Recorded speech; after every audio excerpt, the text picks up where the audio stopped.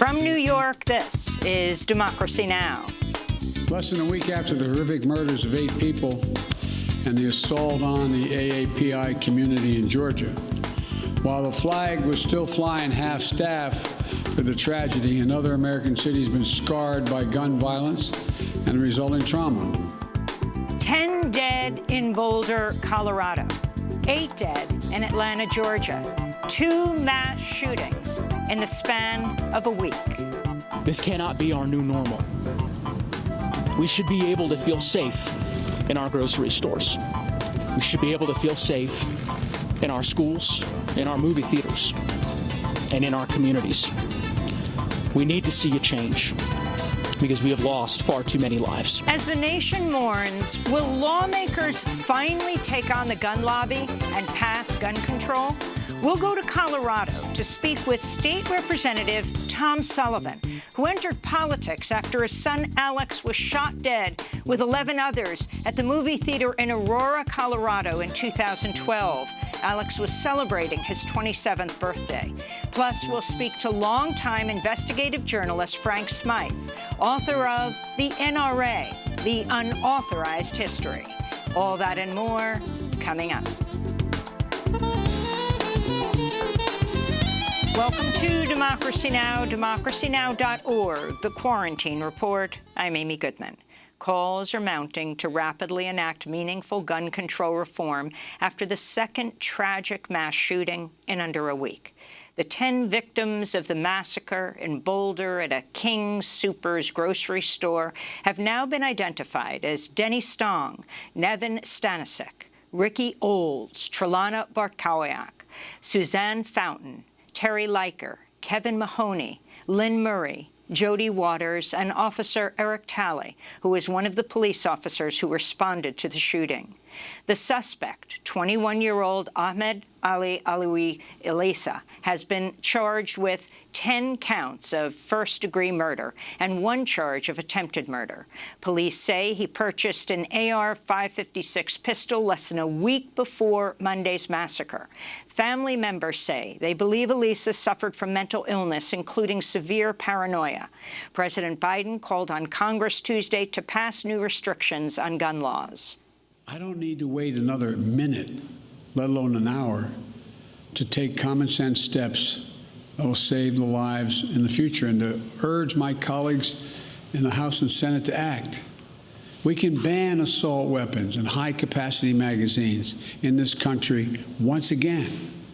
The White House also said executive action on guns was being considered. Meanwhile, the Senate Judiciary Committee held a hearing on reducing gun violence. This is Connecticut Democratic Senator Richard Blumenthal. Inaction has made this horror completely predictable. Inaction by this Congress makes us complicit. Now is the time for action to honor these victims. The mass shootings in Atlanta and Boulder are also prompting even louder calls for Democrats to end the filibuster, as Republicans are expected to block passage of any significant gun control reform. We'll have more on all of this after headlines. The World Health Organization is warning most regions of the world are seeing an increase in COVID-19 infections. Southeast Asia has the highest proportion of new cases, which shot up nearly 50% over the last week. The Philippines registered a record high of over 8,000 daily COVID-19 cases this week, as some hospitals near capacity. The current surge has led to increased restrictions in the sprawling Metro Manila region. Much of the Philippines has been under the longest and strictest lockdown in the world, as many struggle with hunger and loss of income. Rights groups also warn the authoritarian President Rodrigo Duterte is using coronavirus restrictions to further consolidate power. In Brazil, COVID-19 deaths continue to soar, topping a record 3,200 deaths Tuesday. Brazil is second only to the United States in total deaths and infections. In Israel, early vote tallies show Prime Minister Benjamin Netanyahu's Likud party is in the lead, but still short of majority, leaving him to appeal to other right-wing leaders and possibly a small Arab party in the hopes of forming a coalition. If Netanyahu or others fail to do so, Israel could be headed towards a fifth election to determine the country's next leader. In Burma, a 7-year-old girl was fatally shot by security forces, becoming the youngest known victim of the deadly crackdown on protests since the February 1st military coup. Her father was reportedly the target of a raid, and the young child was killed at home, sitting in his lap. Save the Children says over 20 children have been killed in the crackdown. Protesters launched a silent strike today in an effort to shut down towns and cities across Burma. On Monday, the European Union and the U.S. imposed sanctions on individuals and groups tied to the coup. Some rights groups say the sanctions don't go far enough and should target all of the military junta's economic interests. In Ethiopia, Prime Minister Abiy Ahmed has acknowledged for the first time Eritrean soldiers crossed into the northern Tigray region and were involved in the bloody conflict that erupted in November. Harrowing witness accounts have emerged of Eritrean soldiers killing Tigrayan men and boys and committing acts of sexual violence, including against displaced people. The UN has said multiple parties may have committed war crimes and crimes against humanity since the start of the conflict. In Mozambique, the United Nations warns up to 1 million people could be displaced by June amidst the escalating violence in the northern Cabo Delgado province. Some 2,000 people have been killed since 2017, when fighters allied with the Islamic State group began an anti-government insurgency. This month, the Biden administration declared the insurgents a foreign terrorist organization and sent U.S. Green Berets to Mozambique to train soldiers in counterinsurgency. Amnesty International said in a new report published this month that all sides in the conflict have committed war crimes, including the insurgents and government forces. In Yemen, a study by Save the Children has found children made up at least a quarter of civilian deaths killed in the U.S.-backed Saudi-led war between 2018 and 2020. The group says at least 2,300 children were killed during that time, though the death toll is likely much higher. Earlier this month, the World Food Programme warned Yemen is headed toward the biggest famine in modern history, projecting around 400,000 Yemeni children under the age of 5 could die from acute malnutrition this year as the Saudi war and blockade continues. In Australia, at least 2 people are dead and over 40,000 have been evacuated from Sydney and other parts of New South Wales after the region was battered by record rains, which triggered historic flooding. Scientists warn such extreme, deadly weather patterns are becoming Australia's new normal as global heating worsens. In Honduras, another indigenous Lenca environmental activist has been assassinated. 41-year-old Juan Carlos Cerros Escalante, who was fighting against a hydroelectric dam in northwestern Honduras, was reportedly shot to death in front of his children. At least 12 environmental activists and land and water defenders were killed in Honduras last year. Violence has skyrocketed in Honduras since the U.S.-backed 2009 coup and under President Juan Orlando Hernandez, a key U.S. ally.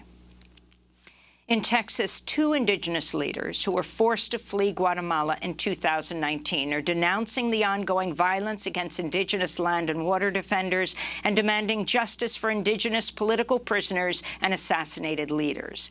Gaspar Cobo and Francisco Chavez are now seeking asylum in the United States. They were stuck in the border city of Juarez for over a year under Trump's Remain in Mexico policy and were ultimately allowed to enter the United States after receiving death threats from a local drug cartel.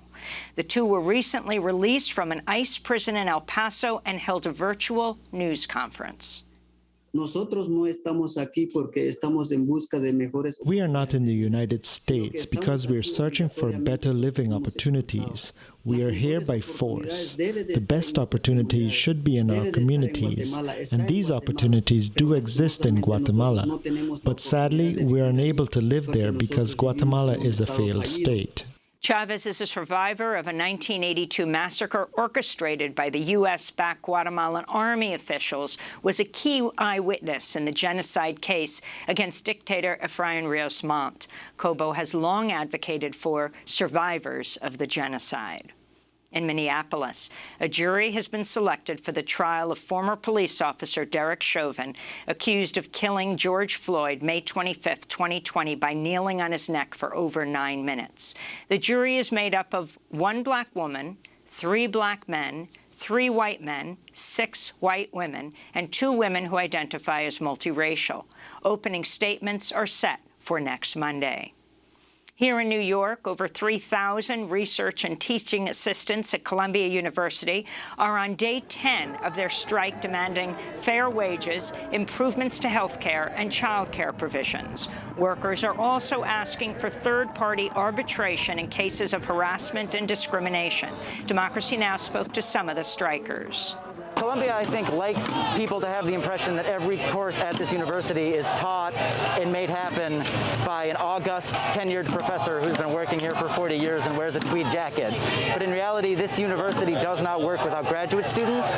Acknowledging our union is acknowledging that, and that's what we want to make happen. We are at an $11 billion institution. The president of this institution is getting paid $4.6 million in salary, and the majority of us who make the work of this university possible, who enable its mission, are not able to afford the rent. The U.S. Senate has confirmed Vivek Murthy to be a Surgeon General, reprising a role he filled under President Obama. Murthy was a coronavirus advisor to Biden during his campaign and transition. The Senate also confirmed Shalanda Young as Deputy Director of the Office of Management and Budget. Young, who is the Democratic staff director for the House Appropriations Committee, is favored by many powerful Democrats to lead the OMB after Neera Tanden withdrew her nomination early this month. In other cabinet news, Democratic Senators Tammy Duckworth of Illinois and Mazie Hirono of Hawaii stepped back from their threat to block upcoming votes on Biden's nominees who are not people of color in protest over the lack of Asian Americans named to top positions. The senators said they received assurances from the White House late Tuesday, which vowed to add a senior-level Asian American Pacific Islander liaison. Advocates are calling for the release of Standing Rock water protector Steve Martinez, who's been behind bars for over 3 weeks on contempt charges. Martinez refused to give testimony before a federal grand jury about injuries to Sophia Wilansky, a water protector whose arm was severely wounded during a police crackdown on anti-pipeline protests in 2016. Martinez says prosecutors are trying to shift the blame for Wilansky's injuries from law enforcement to water protectors. And in Illinois, the Evanston City Council has agreed to pay black residents reparations for historic housing discrimination, making it the first U.S. city to adopt such a measure. The city will distribute some $400,000 to up to 16 families to be used towards housing-related costs. The money comes mostly from a $10 million fund of marijuana tax revenues. This is Delois Robinson, whose family was subject to the racist practice of redlining in Evanston. You know, it kind of deals with your self-esteem. And so it's a thing of, am I good enough to be able to stand on my own and say, no, I want property here, or I want to cross the redlining. In related news, earlier this month, Catholic Jesuit priests vowed to raise $100 million in reparations for descendants of people it forced into slavery. And those are some of the headlines. This is Democracy Now!, democracynow.org, the Quarantine Report. When we come back, as the nation mourns the massacres in Boulder and Atlanta, will lawmakers finally take on the gun lobby and pass gun control? We'll go to Colorado to speak with State Representative Tom Sullivan, who entered politics after his son Alex was shot dead with 11 others at the movie theater in Aurora, Colorado in 2012. Alex was celebrating his 27th birthday that day. Stay with us.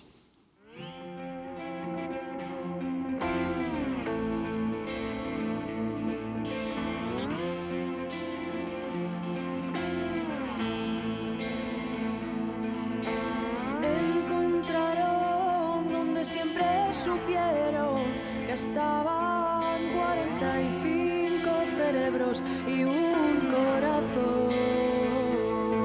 Ante tal descubrimiento y estupor de los presentes, vieron la luz conservados cual cuerpos de faraón. Aquí sin mito ni rito, abandonados el tiempo, arropados por el lodo cerca de alguna urbanización. 45 cerebros y un corazón. Silencio, sigan ahí en silencio sus... 45 Minds and One Heart by Maria Arnal and Marcel Bajes. This is Democracy Now!, democracynow.org, The Quarantine Report. I'm Amy Goodman. Mourners have been gathering in Boulder, Colorado at a makeshift memorial outside the King Soopers supermarket, where a gunman using an AR-15-style semi-automatic pistol shot dead 10 people Monday. The victims included a police officer, 3 grocery store workers. The mass shooting came less than a week after a gunman in the Atlanta area killed 8 people when he attacked 3 Asian-owned spas. The twin massacres have led to growing calls for national gun control legislation. On Tuesday, President Biden called on Congress to reinstate an assault weapons ban. I don't need to wait another minute, let alone an hour, to take common sense steps that will save the lives in the future, and to urge my colleagues in the House and Senate to act. We can ban assault weapons and high-capacity magazines in this country once again. In Boulder, the suspected gunman, Ahmed Alaliwi Elisa, has been charged with 10 counts of murder. Elisa is a 21-year-old former high school wrestler. His family says he suffers from delusions. Police have not determined a motive. Elisa bought the gun on March 16th. The shooting came just a week after a Colorado state judge blocked a city law in Boulder barring assault weapons and large-capacity magazines, ruling in favor of the National Rifle Association's Colorado affiliate. On Tuesday, Democratic Congressman Joe Neguse, who represents Boulder, said mass shootings cannot become the new normal. There's a lot that we don't know. There's a lot still unfolding from yesterday's events. But let me simply say this. This cannot be our new normal. We should be able to feel safe in our grocery stores. We should be able to feel safe in our schools, in our movie theaters, and in our communities. We need to see a change because we have lost far too many lives. Hours after the shooting in Boulder, Republican Congresswoman Lauren Boebert of Colorado sent out a fundraising email to supporters urging them to say hell no to gun control. Prior to her recent election, Boebert was known for owning a restaurant in Rifle, Colorado called Shooter's Grill, where she encouraged her staff to openly carry their guns while working. For many residents of Colorado, the massacre in Boulder brought back painful memories. In 1999, 2 high school students shot dead 12 students and a teacher at Columbine High School. In 2012, a gunman shot dead 12 people and injured 70 others when he opened fire at a movie theater in Aurora, Colorado. In 2015, a gunman attacked a Planned Parenthood clinic in Colorado Springs, killing 3 people. We go to Colorado, where we're joined by State Representative Tom Sullivan. He entered politics after his son Alex was killed in the Aurora movie theater shooting on July 20th, 2012. Alex had gone to the movies to celebrate his 27th birthday. Tom Sullivan joins us from his home in Centennial, Colorado. Representative Sullivan, welcome to Democracy Now! Condolences on what happened on Monday and on the loss of your son. Thank you. Thank you so much. Well, we so appreciate you taking this time. Can you talk about where you were about 2:30 on Monday when you got the news about what was unfolding and your reaction?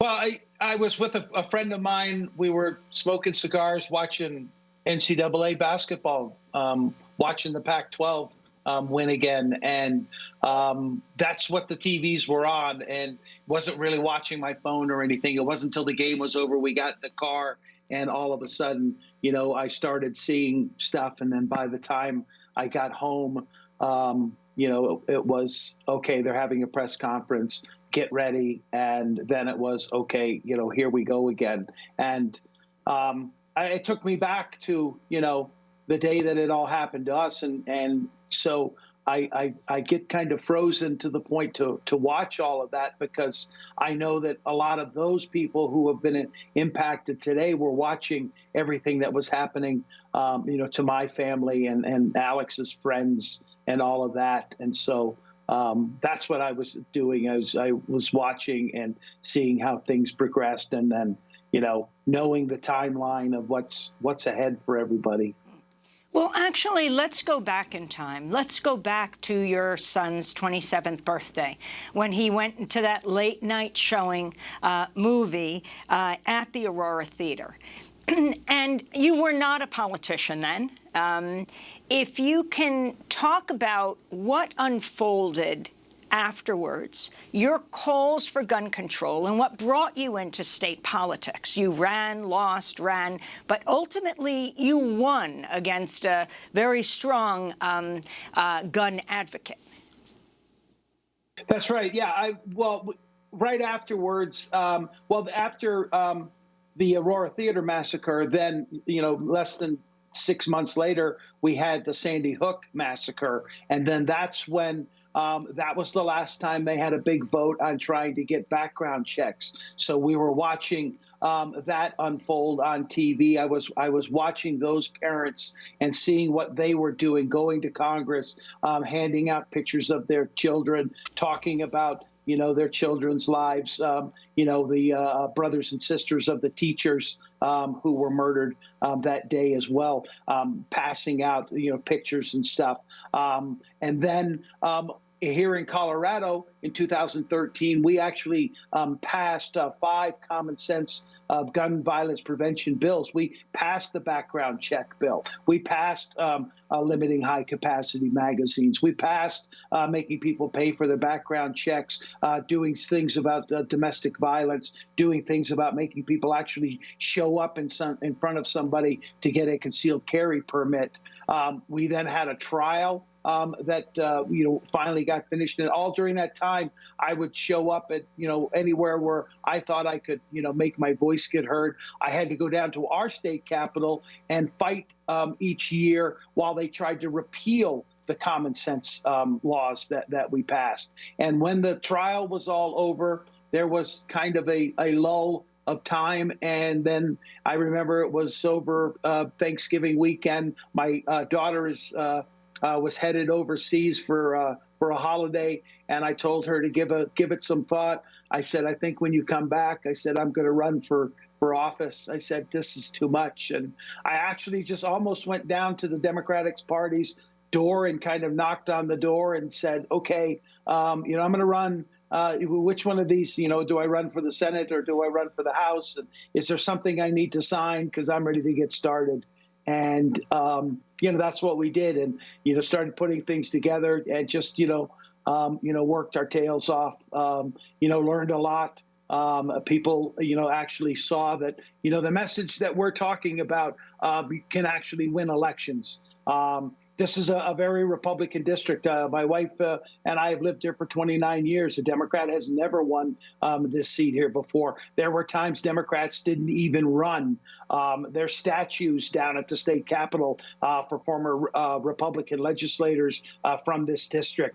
But we're not going to move because this is our home. This is where, Alex and Megan grew up, and that's where we're going to stay here. And we just did the work, did the outreach. And you lost the first time, right, Tom? Yes. We ran for the Senate, which is twice as big as our House districts. We have 35 senators. We have 65 state representatives. But we got our name out there. We were able to raise money. We got more votes than a Democrat has ever gotten for the seat before. And this is a district that likes to vote.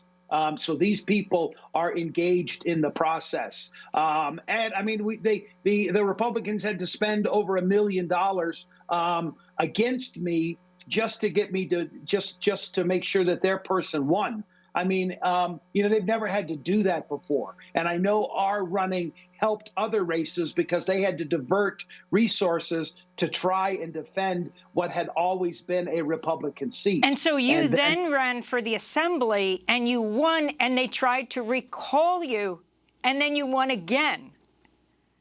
Yeah, exactly. I mean, because, we knocked in the 2018 race collectively, my team, we knocked over 65,000 door. I was the second best door knocker in the country of anybody running for state representative. I lost 25 pounds walking up and down these streets, knocking, talking to people. And what I would tell them is introduce myself, tell them, who I was and who my son was when they would ask. I mean, because there would be the point. These people had been waited 5, 6, now up to 8 years to offer their condolences because they are in the community. They know what happened, to my son, Alex. I don't know that a lot of other politicians get people crying at the doorstep, or who then come after them down the street when they realize who that was that they just talked to, and they want to get this pre-COVID time when you could actually hug people. And Representative Sullivan, you ran on a very clear gun control platform. Interestingly, and this goes to national politics, you had Governor Hickenlooper at the time, who's now a senator, who was pro-gun, but after Aurora, after Sandy Hook, who then actually changed and supported gun control legislation, which in very red, ultimately, although he is a Democrat, very conservative state, ultimately won, and shows across the country what is so shocking is that something like 90% of people support gun control. Something like 70% of NRA members support gun control. So it's an overwhelmingly both Republican and Democratic position at the grassroots level. And now, of course, Hickenlooper is in the Senate. But I want to go to what happened in Boulder. You have this 21-year-old young man, just like the one in Georgia, who is also 21 years old, who buys this weapon 6 days before he goes out and murders 10 people. But in the Friday before, just last Friday, the Boulder City Council, which had passed an automatic weapons ban, that ban was overturned by a judge. Can you talk about the significance of this? He bought his gun like a few days before.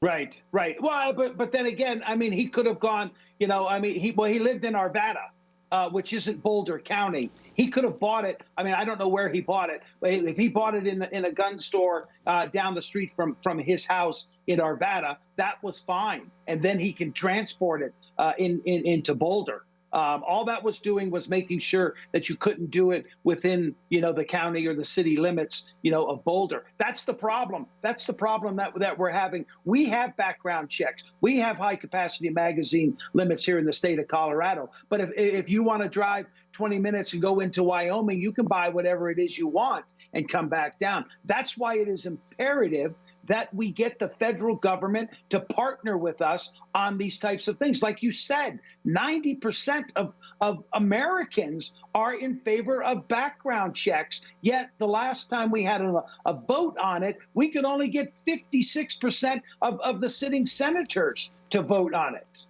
So, I mean, just like I did, if you don't like the people who are you got elected, then run against them. Get them out of there. I used to go and talk to Mike Kaufman every year when we went to Washington, D.C., and he wouldn't get on board. And I told him, I said, I am going to do everything I can to see that you don't have this seat anymore. I will work for people to make sure that you lose this seat. And sure enough, we worked and we got Jason Crow in there, and Mike Kaufman is gone.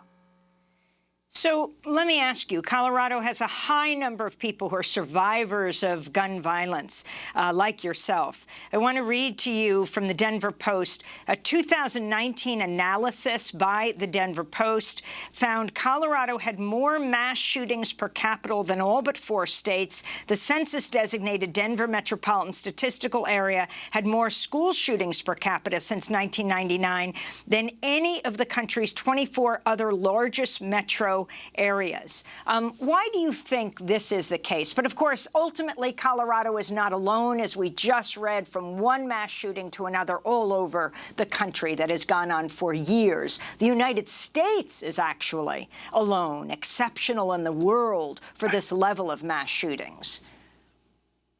Right. Yeah, it's hard to explain, you know, why that is. I think I've been thinking the last couple of days, maybe we get the coverage because of the affluence of the areas that these happen in. I mean, Littleton, Colorado is a beautiful town with, you know, beautiful homes and schools and businesses. Boulder, Colorado, I mean, you know, it's almost Camelot-like, you know, that people want to go to. And you could see, I mean, all the shots that they're showing, you know, on the broadcast show the mountains, and, you know, we've got snow there, and that's where people want to be. But you know, there's a influx of people from all over the country. A lot of people have moved. I mean, you know, I grew up in upstate New York. You know, my wife is from Rochester, New York. But, you know, this was the place to be. This was, you know, where there was opportunities. This is where there was nice weather. This is where, you know, we wanted, I mean, we came here, you know, as young kids, and this is where we wanted to grow up, and this is where we wanted to raise a family. Representative Sullivan, I wanted to go to Democratic Senator Richard Blumenthal of Connecticut. And, of course, Connecticut is where Sandy Hook was. Speaking on Tuesday at a previously scheduled Senate Judiciary Committee hearing on gun control. Inaction has made this horror completely predictable. Inaction by this Congress makes us complicit. Now is the time for action to honor these victims with action, real action, not the fig leaves or the shadows that have been offered on the other side, along with hopes and thoughts and prayers. Thoughts and prayers are not enough. And yet, thoughts and prayers is all we have heard from my colleagues on the other side. Thoughts and prayers must lead to action. There may be some question about what the motives were for the killer in Boulder, but there's no mystery about what needs to be done. Connecticut has shown by some of the strongest gun laws in the country that they work. But Connecticut, with those strong gun laws, is at the mercy of states with the weakest laws, because guns do not respect state boundaries. So that was Democratic Senator Richard Blumenthal of Connecticut. This is Republican Senator John Kennedy of Louisiana. What has happened in the last few days, what's happened in the last years, is of course tragic. And I'm not trying to perfectly equate these two, but we have a lot of drunk drivers in America that kill a lot of people. We ought to try to combat that too. But I think what many folks on my side of the aisle are saying is that the answer is not to get rid of all sober drivers. The answer is to concentrate on the problem. Comparing this situation to drunk drivers. Your response, State Representative Tom Sullivan, and what you want to see right now. And if you could respond to what might have surprised a number of people, President Biden calling for an assault weapons ban. Yeah, first off, to Senator Kennedy, I mean, that's beyond absurd. If we would look at the advances that we have made in automobile safety since the first ones were built. I mean, do you know that we didn't have bumpers on cars? We didn't have seat belts. We didn't have, airbags. We've done all of that. We've made it safer to be in that.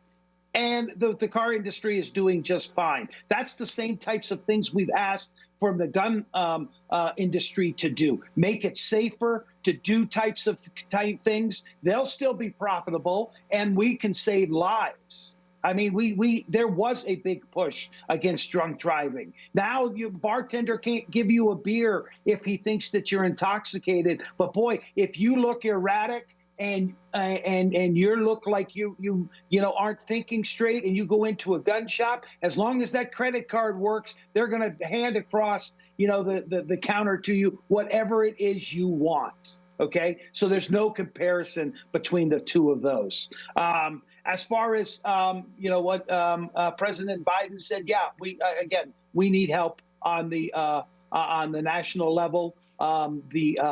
Having the ability. I mean, assault rifles. I mean, that's all that does is put the mass into shootings. I mean, that's the one that allows them to kill more people quicker. I mean, it was two summers ago there in Ohio.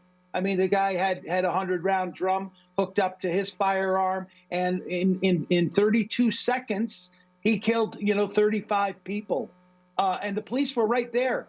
I mean, they were there within, in 40 seconds, and it wasn't time enough to be able to stop something like that. And what are you calling for in the Colorado legislature where you're a state representative?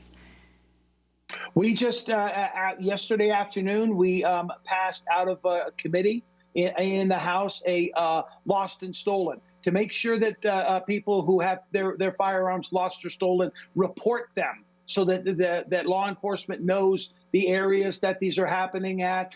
They can, when they recover them later on, they can, get them back to the people, that kind of stuff. 60% of people already do it. But the opponents who were there talking about it, they right away started with the fear-mongering that they're notorious for, and were comparing us to Nazis, saying that this is the beginning of a gun registration. Well, 60% of them are already doing it of their own volition, and none of their firearms are getting confiscated. None of them are getting registered. Why all of a sudden, when we ask that people start to do it, because 60 is not enough. We need 70. We need 80% of the people to notify law enforcement when they have their firearms lost or stolen, or maybe better yet, they need to be more responsible with their firearms. We're also are working on a safe storage, making sure that you lock up your firearms when they're in the presence of kids, when there's kids in the house, because we just have those accidents happening way too often. The statistics: 100 people die every day from gun violence. 22 of those are veterans who are dying by suicide. But also over 200 people are injured by accidental shootings. A lot of those are children. I want to thank you so much for joining us, Democratic Colorado State Representative Tom Sullivan. He began running for office after his son Alex was killed in the Aurora movie theater mass shooting. It was his 27th birthday. And before we move into our next segment on the history of the NRA, The Democracy Now! Family would like to send our condolences to the family of Kevin Mahoney, who died in the Boulder shooting.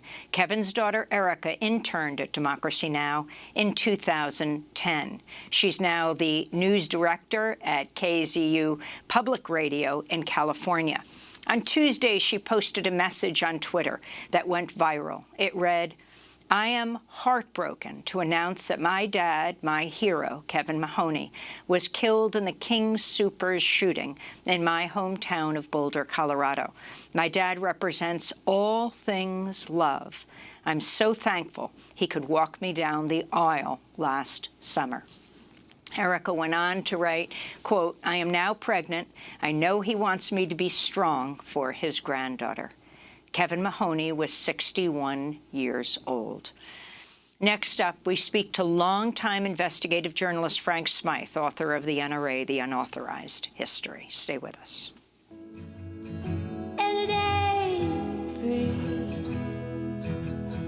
and you ain't gonna find it on late night TV, and it ain't those sirens, guns, it ain't police, and it ain't the most elaborate scheme, but it ain't like Sunday ice cream. It's not a word that I've ever heard. It's my only dream. It's my only dream. It's my only dream. It's my only dream. My Only Dream by Eve Adams. This is Democracy Now!, democracynow.org, The Quarantine Report. I'm Amy Goodman. Less than a week after a gunman in Atlanta area killed 8 people when he attacked 3 Asian-owned spas, news broke Monday of another mass shooting. This time, 10 people were killed in a Boulder, Colorado grocery store. The powerful gun rights lobby group, the National Rifle Association, responded by tweeting out the text of the Second Amendment. The massacre in Boulder came just after a Colorado judge ruled in favor of the NRA's challenge to Boulder's ban on assault weapons, which was passed in 2018 after this type of weapon was used in the mass shooting in Parkland, Florida. The NRA celebrated the judge's ruling, saying it was written in a way that'll, quote, make it even harder to overturn should the city appeal it, and that, quote, the principles behind the ruling will apply to other localities who are considering passing any similar counterproductive ordinances. Well, none of this is new. Despite increasingly regular mass shootings, the NRA has pushed for gun rights since the 70s and insisted that more guns, not fewer, would prevent gun deaths. The NRA organized a rally in 1999 in Denver after the Columbine shooting at Columbine High School. After the 2012 Sandy Hook massacre in Connecticut, the NRA called for schools to arm themselves. This comes as the NRA is now actually in a deeply weakened state. It filed for bankruptcy last year after New York State Attorney General Letitia James sued them for fraud, saying the NRA's chief executive officer, Wayne LaPierre, and other top officials broke state and federal laws to enrich themselves and their families. LaPierre and the NRA were major supporters of President Trump. Now President Biden's calling on Congress to pass new gun restrictions. In fact, is calling on Congress to pass an assault weapons ban. For more on the role of the NRA and how we got there and what could happen next, we're joined by longtime investigative journalist Frank Smythe, author of the book The NRA, The Unauthorized History, former arms trafficking investigator for Human Rights Watch, has reported on the group for decades. Welcome back to Democracy Now! Frank, it's great to have you with us again. Give us a history of the NRA and how it's possible now, after these 2 mass shootings in a week, that the Congress, at least at this point, the Senate, has made clear that they are not for gun control. Yeah, the NRA has a history that they don't want anyone to know about, because for over 100 years, the NRA was focused on improving marksmanship among military forces and later expanding that throughout the gun-owning community in the United States, meaning competitive target shooters and then also hunters. But in 1977, they underwent something they don't like to talk about, but which is still known in their own lore as the Cincinnati Revolt, when the NRA turned literally overnight into the nation's largest gun club, into the nation's largest gun lobby.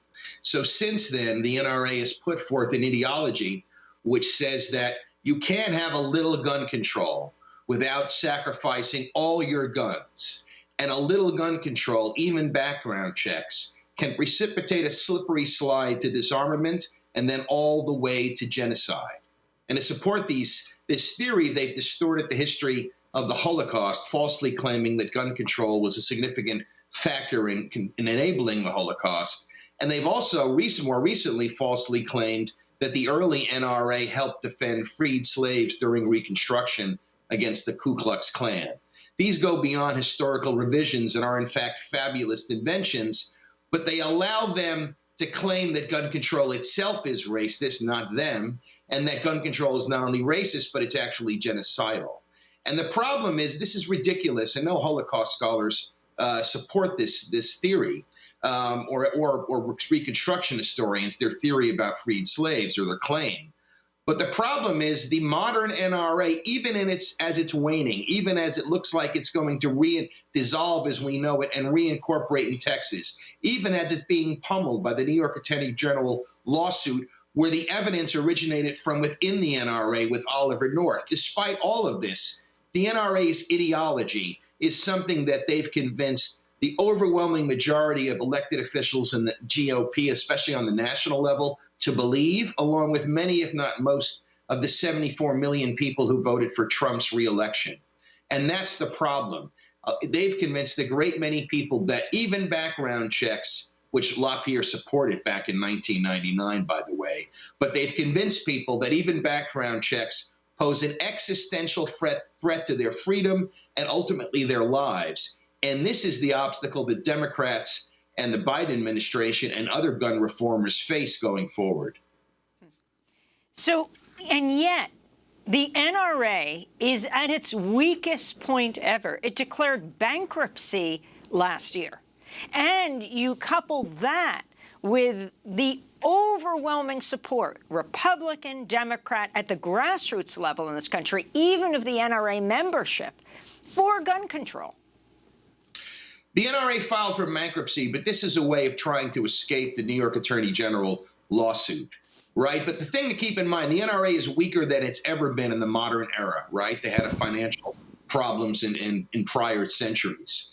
But the gun rights movement, and the NRA is really the modern father of, that gave rise to the gun rights movement, is stronger today than it's ever been. And part of the evidence for this, Amy, is the fact that we are now undergoing in the United States something that is unprecedented among all the other unprecedented things, and that is what the NRA calls the great ammo shortage. Since last summer, since the Black Lives Matter protests, people went out and not only bought weapons, but they bought ammunition to the point that stores, online vendors, and retail stores, over-the-counter stores, ran out of ammunition starting last summer. The ammo shortage continued through 2020, and now the NRA expects that ammo shortage to last through most of 2021. So there are a great many people with a great deal of influence in the Republican Party who believe their ideology. So even as the NRA is weaker, the gun rights movement is stronger than ever. The gun reform movement, because of the Parkland students, is also stronger than ever, setting the stage for, I think, an epic battle. But right now, I don't think the Democrats have enough votes in the Senate probably to pass background checks, let alone the other measures that Biden has proposed. Can you explain Manchin's position? He's not representing the overwhelming feeling of the people of West Virginia, yet he has already stated that he will not support two bills that the House just passed around gun control. Joe Manchin is trying to walk a very fine line as a blue dog Democrat from West Virginia, and he's supported the background. He was the co-author, the sponsor of the background checks bill that was proposed in 2013 after the Sandy Hook shooting, and he supported that bill on the condition that he included language that would make it doubly illegal for any federal official to compile new gun registries or new lists of gun owners and gun transactions. And that's something that's a red line for the NRA and for other people in the gun rights movement. So we backed the background checks bill then, but now we're in a different environment. We're now dealing with the Trump-led GOP. And Manchin is worried, like other people closer to the center in Congress, that if he supports either of these background check bills now, he's going to get voted out of office. And that is a very serious concern on his part.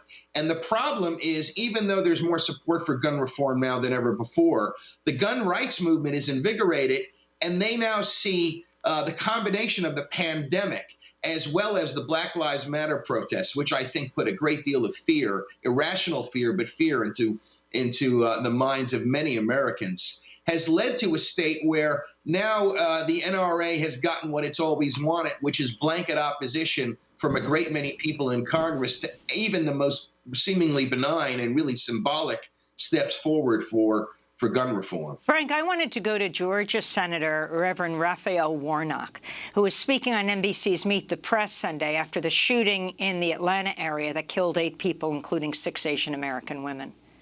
This shooter was able to kill all of these folks the same day he purchased a firearm. But right now, what is our legislature doing? They're busy under the Gold Dome here in Georgia, trying to prevent people from being able to vote the same day they register. I think that suggests a distortion in values. When you can buy a gun and create this much carnage and violence on the same day, but if you want to exercise your right to vote as an American citizen, the same legislature that should be focused on this is busy erecting barriers to that constitutional right. So that's Reverend Warnock, who is the one of 2 newest senators from Georgia. If you can comment on this, and also were you surprised by President Biden saying he supports an assault weapons ban? At this point, Biden, who was the point person as vice president for President Obama after the Sandy Hook massacre, the killing of all these 6-year-olds, to come up with legislation that would pass, and they ultimately were not able to accomplish any of that back in 2012, 2013. Yeah, I don't think this is going to go well for Biden and for people in favor of gun reform. The way this is going forward. But in terms of the notion that you can buy a gun, it's easier to buy a gun, and you can buy a gun faster than you can register to vote in Georgia as well as in other states. This reflects the notion that nothing should impede the ability of citizens to be able to buy arms, whatever arms they want, as easily as they possibly can, merely by showing a driver's license and being able to establish residency, and that they are an adult in most cases, 18, or in some states 21.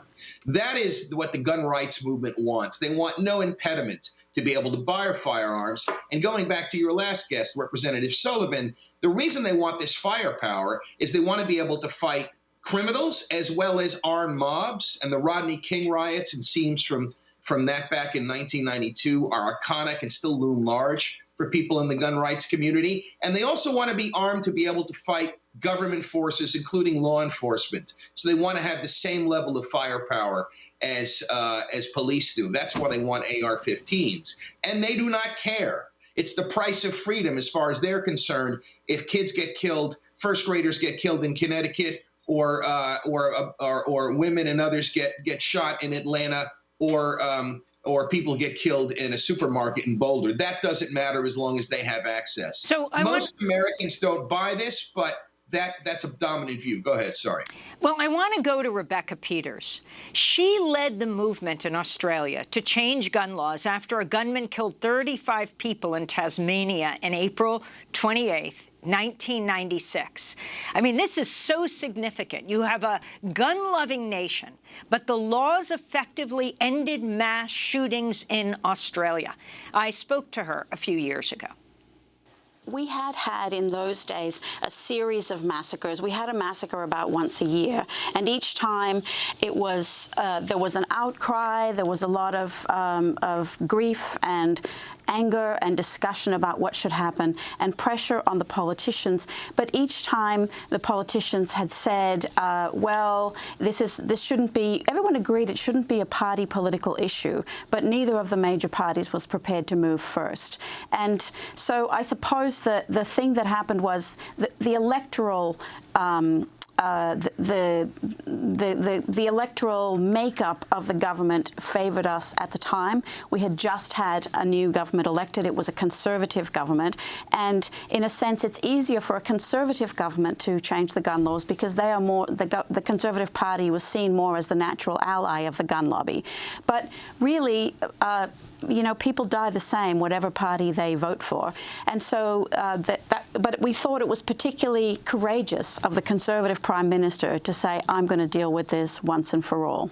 And explain over the 2 weeks and then the year what exactly the rules were that got passed for the people of Australia. And this massively dramatic well, I mean, no more massacres in Australia. Yeah. So one of the important, so the principal change was that the ban on semi-automatic weapons, rifles and shotguns, assault weapons, and that was accompanied by a huge buyback. And in the initial buyback of those weapons, almost 700,000 guns were collected and destroyed. There were several further iterations over the years, and now almost over a million guns have been collected and destroyed in Australia. And but also the thing is that sometimes countries will make a little tweak in their laws, but if you don't, you have to take a comprehensive approach. It doesn't, if you just ban one type of weapon or if you just ban one category of person, if you don't do something about the overall supply, then basically it's very unlikely that your gun laws will succeed. Where does the U.S. stand when it comes to gun massacres in the industrialized world? Well, the U.S. has the highest rate of gun deaths in the industrialized world. And in terms of, so for example, the rates of gun deaths in the U.S. are about 11 times higher than in Australia and up to 15, 20 times higher than in some other developed countries. But in terms of massacres, the U.S. has a larger number of massacres even than countries in the developing world or countries in conflict. The number of mass shootings that occur in the U.S. outstrips any other country in the world. So that's Rebecca Peters, who spearheaded the move. In a matter of weeks, a gun-loving nation completely turns around and they end gun massacres in Australia. Frank Smythe, as we wrap up here, if you can comment on this and if you can see that possibility and maybe weave in the issue of the filibuster, is that what it would need, is the end of the filibuster in the U.S. Senate? I think what needs to happen here is the Democrats and gun reformers need to start thinking strategically about this issue. And I don't think we've had an honest conversation about guns and gun policy in the United States for more than 50 years since President Johnson raised the issue of gun registration. Biden has put us an assault weapons ban and the issue of registering existing assault weapons for those who want to keep them as part of his plan. But he hasn't discussed the details. He hasn't explained to the American people how this would work, how this would not be a threat to people's freedom or lead to tyranny or genocide. And the problem is the Democrats have been trying to see what they can get past as opposed to taking a long-term strategic approach to challenging the propaganda that's been put out by the NRA for 40 years. Because the difference between the United States and New Zealand and Australia is the fact that we have the NRA, and even as the NRA is going down, it's their ideology that remains. And that's what hasn't been challenged. And the entire leadership of the GOP has bought into this ideology. So that has to be challenged. I don't think an assault weapons ban is going to happen under this administration, not unless The Democrats do extremely well in the midterms. Yes, removing the filibuster would eliminate a barrier, but the Republicans could come up with other ways to impede legislation. And the problem is the Democrats have finally gotten to the point where they've put real gun reform on the table, but we're still years away from getting there. Frank Smythe, we want to thank you so much for being with us, longtime investigative journalist, author of The NRA, The Unauthorized History. Democracy Now! Is currently accepting applications for a senior news producer. I'm Amy Goodman. Thanks so much for joining us.